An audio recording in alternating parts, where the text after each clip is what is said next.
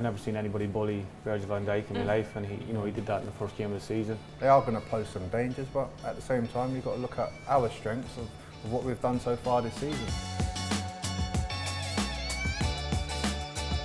Welcome to the pre-match pint with London Pride. We're here at the Fuller's Brewery and Shop in Chiswick Lane. Brentford fans, get down here for 10% off with your season tickets. And I'm delighted to say I'm joined by the ambassador, Marcus Gale, Natalie Sawyer and Jonathan Douglas as we preview that big London derby against Fulham this week and look back to what I can't believe I'm saying this, Brentford 4, Manchester United 0. So I think, look, it's just got to be a toast to that, really. I know Jonathan's had to watch it all week on repeat. Definitely.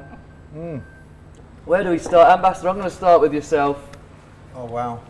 I mean, what can you say? There's no words really. People in the stand where I was sitting, people were pinching themselves out of disbelief, like this is a dream and we're going to wake up and it was just a sweet dream that we had, but in reality we put in the hard work. The boys have put a tremendous effort in with Thomas, and there we have it. We had a 4-0 victory that we never saw coming, but we're so delighted it came. Some people did see it coming if you looked at some predictions online for some betting companies that Natalie did. But Natalie, as a fan, I've seen a few Brentford fans tweet about this and talk about how growing up, no one spoke about us, and Manchester United in particular, and Liverpool were the two teams that everyone spoke about, and kind of we were laughed at in playgrounds, and people were like, who are you? And how did it feel then, if you seen that scoreline and how it all played out?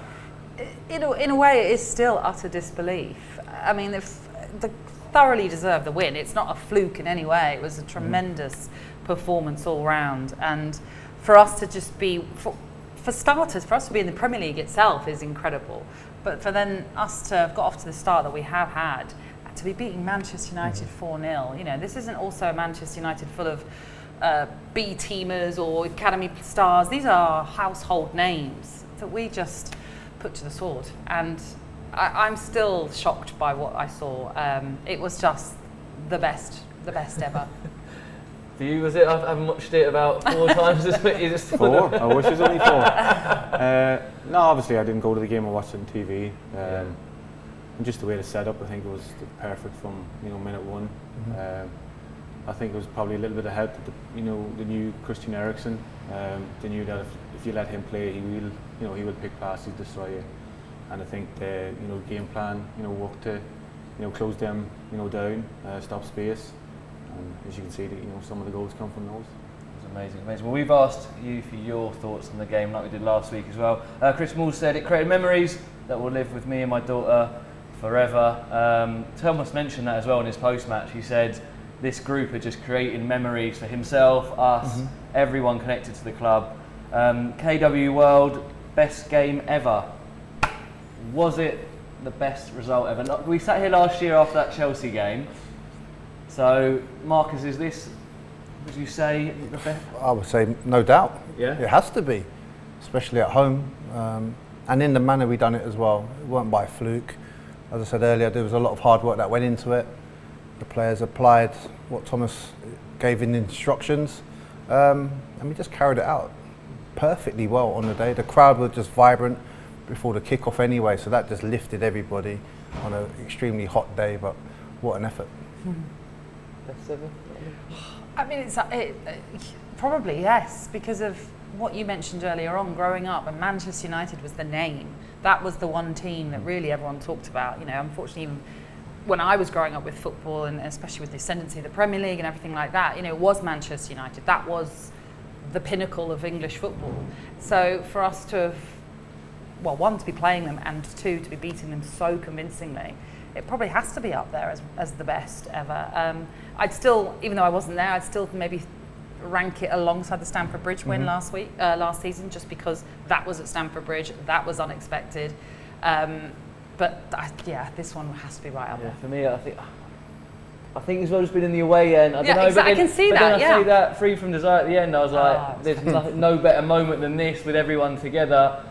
Jonathan, where would you see it between those two? Because for me, it's also I know this was a great Man United side, but Chelsea were the world champions, the European champions. It was on their own patch as well. Also, I'd probably edge towards Chelsea, probably, just for those reasons, because United have been on a slippery slope now for a couple of years, whereas Chelsea, as you say, were European champions.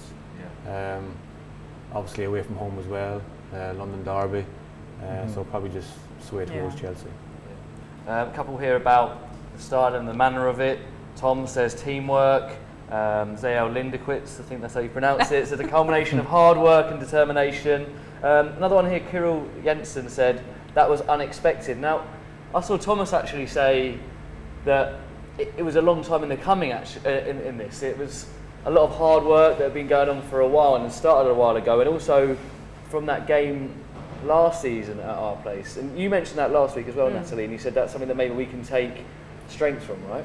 Yeah, absolutely. And like we all knew in that first half performance last season, we should have been 2 or 3 up just from the chances alone. But obviously, you don't win games just by chances. So I just thought that if we got a good early start against Manchester United, bear in mind as well that they just feel quite fragile at the moment anyway. I just thought if we could get an early start, we could run away with it, and that's obviously exactly what we did. Did I think we'd win 4-0? Probably not, but I still thought we could win that game. But funnily enough, though, I'm sat there even at 2-3-0 up thinking, it's Brentford, isn't it? Something's going to happen. It's Brentford, isn't it? Which maybe has to be our mentality. We have to change because clearly the players and Thomas Frank do not feel like that at all. I did the same. I turned, I was like, we need a fourth just to make it safe. And they're like, you all right? Like, I don't know. Just, also, with these clubs, these sides, you don't know. Like, there's clear quality there. On quality, Stephen 1874, Aaron Hickey is the GOAT. I mean, he's made a hell of an impact early on, but it's now like both wing backs. Like him and Rico on Saturday were just incredible. Aaron's got that Golden Boy nomination again, 3rd year in a row, which is amazing that we've got players kind of getting those kind of accolades. Marcus, what have you made of his impact early on? It's only been, 2 league games and a couple of pre-season matches. He's fitted seamlessly into the system. He adds that added tenacious quality as well. Good 1v1 defender, loves to get forward. It just shows you that his mentality, he's not afraid to get stuck in, and he's a very good technical footballer as well, so great addition. Right, let's look at the match, and Jonathan, as you've had to watch it so many times, you've probably analysed it a bit. But how many times have you watched it? Say the overall clips, I'd say about 6 or 7 times. 6 or 7, wow. I don't think there's anything wrong with that.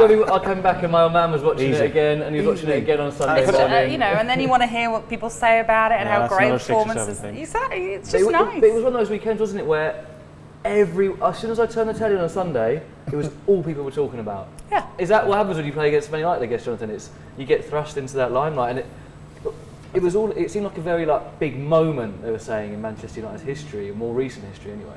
Yeah, but then that's been disrespectful, I think, to Brentford and all that, where I've heard people say it's rock bottom for them, but it's not, that's disrespectful, I think. I think Brentford are a good side. They proved it last year when United came here. They should have wiped the floor of them in the first half. It didn't happen. Yeah. And I think up at Old Trafford, maybe Brentford showed them too much respect. Whereas they knew that they were capable of doing that. I think there's hopefully lower to come whenever they play Liverpool on Monday when they lose 10-0. That'll be the lowest. But I just think I don't want to take anything away from Brentford. I just don't like those comments as rock bottom because it takes a lot away from them. So looking at us, what did you think we did do well? We've mentioned a couple of bits there. I just think you can just see the amount of work that must go in during the week of setting a team up and. You know how it is, doing team shape, it can be boring as hell, like, you know what I mean, you're just standing around, you're closing things down, sometimes you're closing poles down, like, it makes no sense whatsoever, but you can see the hard work that's gone into it, and little trigger points of when the ball goes into certain areas, that's how you close down, and it's not just one person going, it's the whole team's pushing up and, closes the space up, and, it's worked really well, obviously. Well, we saw that so clearly with one man in particular, Matthias Jensen, who, for me, I tweeted it after a couple of scoops. I was always drink responsibly, but for me, he was for every player. He was mad. But I thought that was his best game in a Brentford shirt, and I'm a huge fan of Matthias Jensen anyway. I actually had a little look, and I know it's only 2 games, but still, in those 2 matches, he's actually 4th for pressures made out of any player in the league already. We saw it on Ronaldo for the first goal, playing it to Josh. And then obviously for his own goal, closing down Christian Eriksen. That's a pass you don't want there, isn't it? No, that's a sort of pass the midfielder is looking, but he's hoping the keeper just knocks it over his head up to a front man or something. It's not a ball you want. It's a suicide pass. But I think De Gea came out and he's apologised and stuff. So it's too late apologising after the game. He's made him look like a fool, really. I was amazed that Martinez took the goal kick and passed it into De Gea as well. I've never seen that. That seems to be a thing now for some reason. But even that goal itself, I mean, he had Ivan Toney blocking Harry Maguire. Yeah. So there was just clearly Thomas and his team have done such great work on knowing we can allow them to play out if they want to, but we are going to close them down as quick as necessary, and we saw that with Jensen. The way Jensen's gone, he's gone to his right foot to stop him from kicking it out to his left. You know what I mean? If he comes the other side of him, that's an easy pass for. There's actually so someone like me just thinks, you just put pressure on. But he's coming at an angle of the pressure to stop him playing with his right foot round the corner. So he's coming at that angle so he can stop that. Whereas he goes the other side, it's just an easy pass. Right. Because he knows obviously he's played with him. Last year he knows that's what he's capable. But he knows Eriksen's not going to turn on his right foot and travel with the ball. That's not really his style. Yeah. So the only option he had was to try and play it first time around that corner, and Jensen identified that. He just blocked it on that side. He also had a bit to do once he'd done that. Calmest finish. Man, calmest man. Sort of little drag back thing that he did. It was impressive. It was brilliant. And on him, like I said, he was involved in the other goal. Then he sets up the fourth from in his own box, getting his body in the way there. He seemed like he was covering every blade of grass. He seemed like a man on a mission. But it felt like that at the Leicester game as well. He was everywhere, and that ball into the channel for Ivan. And I want to talk about that first time pass from Ivan Toney. How good was that? And how hard is that a skill? That's hard, especially his weak left foot. To play it out in front of Mbeumo, just to run onto it. It's a great goal, great team goal, great composure, as you say, in the box. Even on his weak left foot, to play that ball down the line. But I don't want to take anything away from the goal, but some of the defending was atrocious. It was a bit. You can't leave Ivan Toney, on his own, and then Mbeumo's, pace, and it's a great goal. Two great passes, a great finish. Composure again though from Brian, Marcus. Yeah, and that may be the sort of evolution of Brian over the last 12 months. Where you look at some of the finishing of last year, maybe a little bit erratic, but this year he seems to have matured. The way he took that first touch to set it up, and the composed finish. Hopefully that's signs of things to come. And as I said, the evolution of the team. Every day last year was a school day, and it probably went into it with a bit of fear going to Man United and Chelsea, like that. But this year we won't have all that, because we've got that knowledge now to go in and say we can be our true self. 2-2 for Josh Da Silva. We love Josh Da Silva. We spoke about him a lot last week. It felt like, I know it's easy and it's probably lazy for me to say, but it's the Josh of old again, isn't it? You see him holding people off, travelling with the ball. Oh, absolutely. I mean, it does feel in a way like a new signing with him being back, because I love the way he drives with the ball. He always wants to go forward. He always wants to do something positive with the ball.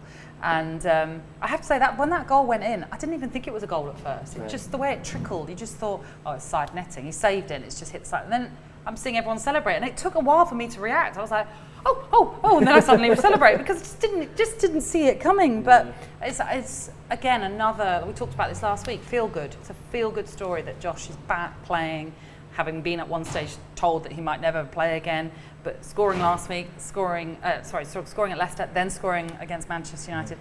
It's just lovely. These are the stories we're creating. It's fantastic. A lovely little bit with, obviously, Ben Mee scoring, being a Man City fan growing up, which was really good. Again, I didn't notice that I got in from where I was. And what I loved in the post-match, I don't know if anyone picked up on it, it was Thomas kind of showing Ben, right, get ready for Free From Desire, this is what happened. And you could just see Ben's face, like, wow, this is special. And Marcus, those Free From Desire scenes were brilliant, weren't they? Because last year you saw a few players getting involved, everyone was clapping and throwing us, but Thomas really made a big point this week, and every player had their arms going, didn't they? Like, it was such a lovely moment, and it's kind of what Flex was talking about last week, about the togetherness at this club. Well, it shows you, the contrast between the two sides. We do this win, lose or draw at home, no matter how we play, we will do that. That's what our commitment is to the fans, is to show that appreciation, and it's reflected with the fans as well, and Saturday was amazing. That was probably the loudest I've heard it sung Everyone, even in the South Stand, was jumping up arms everywhere. It was just an amazing moment that you got to try and capture and relive, because it is a special sort of fabric we got here. It's so special at this club with how we do things, and we're setting the bar high for other clubs, and it's starting to try and get onto our sort of level of entertainment as well. So I'm just pleased. I just wonder who's in charge of match days, music, Yeah, and all who's that in charge sort of of stuff. it? You know, I don't know, it's Jamie. Eddie, would you get involved with that? I reckon you'd be there. I'm not sure. I'm not so sure. Can't see JD doing it. Obviously, he'd be delighted. Obviously, It'd be- my name, but he'd look like he's sulking in the back. He wouldn't look happy. we know jumping around. Well, look, there's another huge game this weekend. A West London derby, newly promoted Fulham. This game is absolutely huge. I mean, for me, growing up, historically we played Fulham a lot more than we played QPR. There is a rivalry there. You two have played in this game, so I'll get how you felt going into them in a minute. But Natalie, how are you feeling? Oh, I hate it. Yeah. It's because it's your nearest rival, isn't it? It's horrible. I have a fear because everything's going so well as well. You know, there's this sort of expectation now that we're going to go there and we should beat them really comfortably. But it's a derby that's just got spice obviously added into it, and we've got a really, really good record, I think, at Craven Cottage. I think it's something like 10 or 11 games unbeaten. I know, keep that going. So there are all these elements that fit, you kind of get sucked into thinking, oh, we'll be fine. But you know, it's still very early days in the Premier League, so I'm slightly anxious. How did you guys feel going into these games? Did you feel any different? I mean, Marcus, especially when you were playing them, there was a real intense rivalry between the two lineups in particular, wasn't there?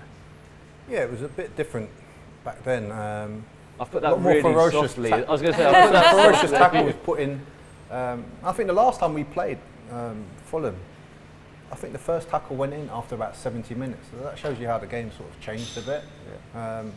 For me, the weekend's game is, you know, can we back up what we've done against Manchester United? Can we follow it up with another solid performance against Fulham? I think the timing of it is just right as well. Everyone's going to be up for it, and it'll be a really good test for us. Do you have to take the emotion out of these games? Because there's no point me going into the training ground tomorrow and going, come on, like trying to get everyone going and being like... No, everybody just treat us, they'll say it's another game, but Yeah. as soon as, you know, kick-off comes around, you know it's not. Especially if you're following Twitter and stuff, if, you know, as a player following it, you'll have everybody, you know, texting you or whatever, saying, you know, come on, this is a big one for us.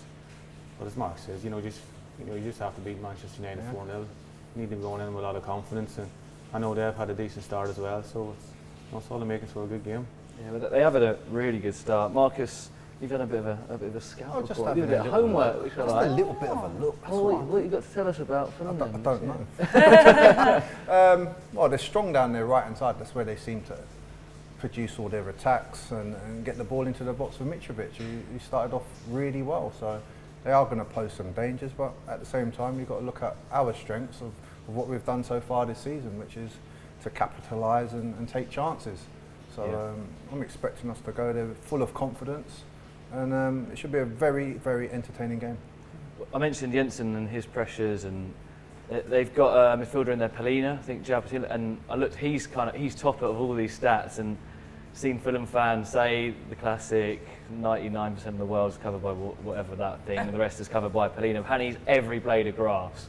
So that should be an interesting matchup in there. And I think with Fulham, I always remember them being very pretty, nice on the eye, and when they came into the Premier League, they were still kind of keeping that kind of mantra and trying to get the ball down. I feel like just from the two games that I've seen, maybe they've kind of adapted their game a bit like we did when we came up, and when, you know what, maybe we do have to go a little bit longer, we do have to be a bit more industrious. And how does that then work on Saturday, Jonathan? Two sides that can change their game up. Who do you think will try and, well, how do you think each side plays this one? I think Fulham will go in, like, trying, obviously, you know, Mitrovic has proved this year that, you know, I've never seen anybody bully Virgil van Dijk in my life, and he did that in the first game of the season. Yeah. I know he missed a penalty against Wolves the weekend, but you know, you got to play to your strengths, and he's the strength. You get the ball up to him, he can hold it up and bring players in. So it will be a good tussle between, obviously, you know, Brentford's back three and him, and the runners off him. So, and then in Brentford's point of view is, is probably giving it up to Tony. I don't think they're the strongest at the back either. You know, they like to play it out from the back. I'm not too sure they've got, you know, big imposing centre halves that, you know, come and win headers. So I think it's just, you know, the same way you played against Manchester United, get it up to the, you know, the danger man. That's going to be excited. I'm nervous already. I'm like you, Natalie. I don't like these games. Right, before we wrap it up, because James just given me the little nod, Zanka has signed an extension. Well, he's re-signed. So Well done. there's you, Zanka. Very good. Natalie, quickly, what are your thoughts on that? It seems like a good deal for everyone involved, really. Well, I think so. I mean, I think he's one of those players that has always just. I mean, there was a couple of games in particular, although because you've just literally just told me this news. I can't think of the games exactly, but he would win headers. He's just such an experienced individual, and that's always going to benefit. Experienced, committed. I know I'm led to believe he's a good character around which is brilliant around. Obviously a Brentford trait anyway. He seems to like Ivan's jokes though, doesn't he? Yeah. Oh, I like them too. I giggle away. The one was it last week? There's one today. There was one today. I haven't seen today's one, but yeah. I'm having a little chuckle. No, I think it's good. It's good. I think anyone of that kind of quality who's played at the highest level like he has done, it's only going to benefit the team. Yeah, 100%. Well, yeah, good to have you back on board, Zanka. And look, as we always ask for your opinion, stick in the comment section below what you think of that Man United game last week and what your thoughts ahead of the West London derby this Saturday. Of course, Brentford fans, there is travel disruption, so obviously look ahead before you travel. Thanks, guys. Thank you very much. Thank you For joining me this week. And Cheers, thank you. just one big you Reds.